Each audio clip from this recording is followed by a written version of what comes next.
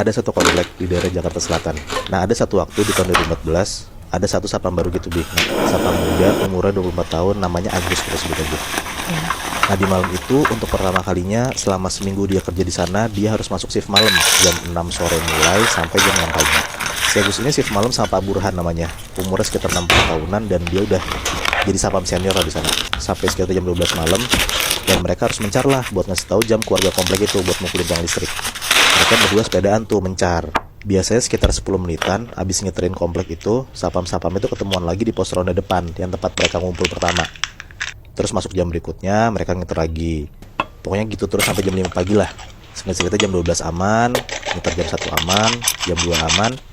Nah, masuklah ronda di jam 3 ini. Dan akhirnya Agus ngerasain hal yang aneh di komplek ini pas jam 3 pagi dia ngeronda. Pas jam 3 pagi itu Agus mencar sendiri. Dia ngelewatin blok pertama dan blok kedua, ya biasa aja, nggak gimana-gimana. Metokin tuh tiang listrik, tong, tong, tong gitu jam 3.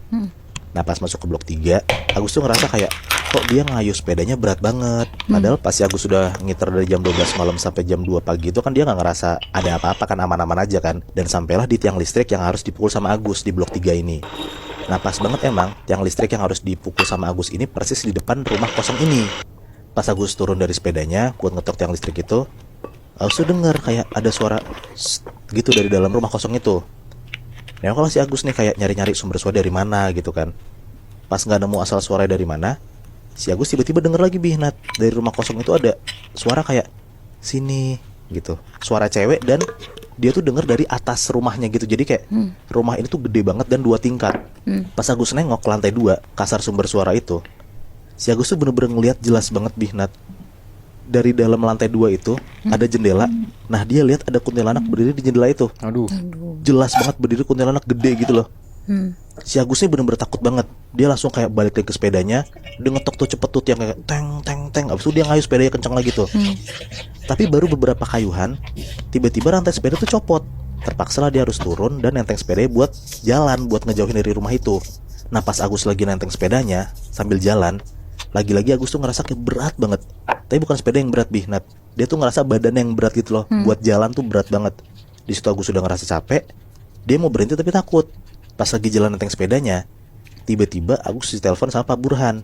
Diangkatlah sama Agus kayak, Pak Burhan, kenapa Pak? Pak Burhan tuh suara tuh kayak rada panik gitu lah. Ngomong ke Agus kayak, Gus, kamu udah ngelewatin rumah tua di blok 3 itu belum? Agus nanya kayak, iya udah Pak, kenapa emang?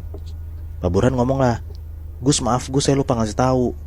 Kalau kamu jam 3 lewatin situ, kamu harus berhenti terus nyapa rumahnya.